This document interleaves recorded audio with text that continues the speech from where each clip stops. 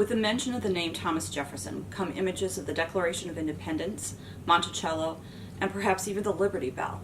Jefferson's legacies in crafting important documents on independence and religious liberties are well known. But another gift to the United States, perhaps more understated but nonetheless powerful, was Jefferson's gift of books.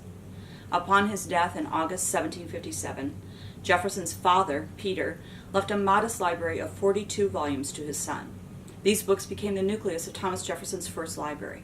A voracious reader and avid collector, Jefferson stated, "Books are indeed with me a necessary of life." Reflecting on his early reading, Jefferson said, "When I was young, I was passionately fond of reading books of history." So I guess that puts us all in good company. He added to this collection, which would come to contain approximately 3,200 items, until a fire at the family home at Shadwell in 1770 destroyed this first library. It is said that of all the items lost in the fire, Jefferson most deeply mourned the loss of these books. Fortunately for Jefferson, there were more books to be had. He began immediately to work on a new collection. Over the period of 50 years, Jefferson, by his own admission, quote, "spared no pains, opportunity, or expense to make it what it is," end quote. Even while abroad as an ambassador to France, Jefferson spent his free time scouring bookstores and adding to his collection. He valued the books for themselves rather than collecting to amass monetary value, as he often purchased later editions of books at reasonable prices. On April 22, 1800, Congress created the Library of Congress. It began with a few volumes and grew slowly over the next decade or so to reach 3,000 volumes. But with the advent of the War of 1812 and the subsequent burning of Washington on August 24, 1814, the library was reduced to ashes. In light of this loss, and due to a need for funds, Jefferson offered to sell his personal library to recommence the Library of Congress.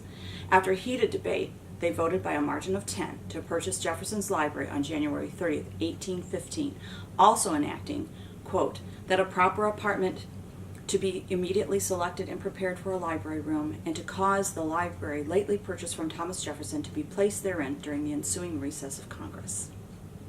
The 6,487 volumes were acquired for $23,950, and more than doubled the library's volume, while greatly expanding its scope and depth as well.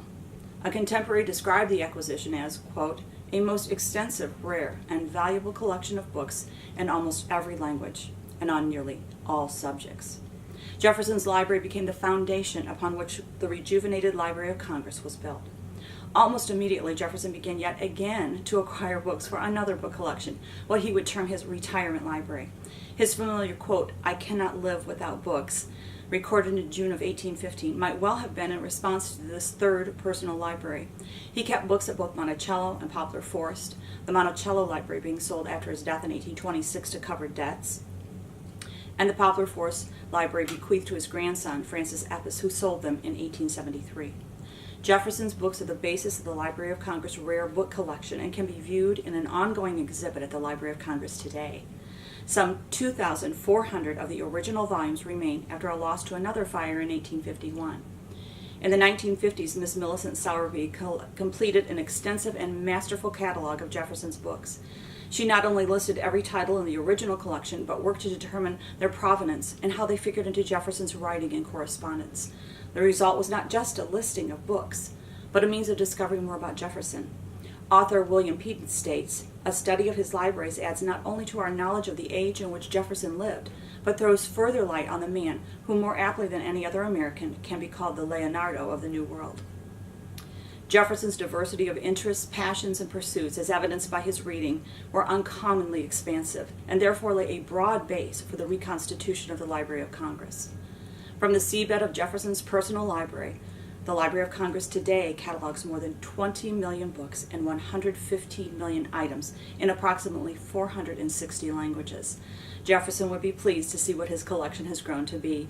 He wrote to a friend that, quote, "An interesting treasure is added to your city, now become the depository of unquestionably the choicest collection of books in the U.S., and I hope it will not be without some general effect on the literature of our country." Perhaps he would be most pleased with former Librarian of Congress Archibald MacLeish's words, "If there were withdrawn from the Library of Congress, as it now exists, everything which grew from the roots Jefferson planted, and everything which relates to the spirit Jefferson breathed, there would be little of its greatness left.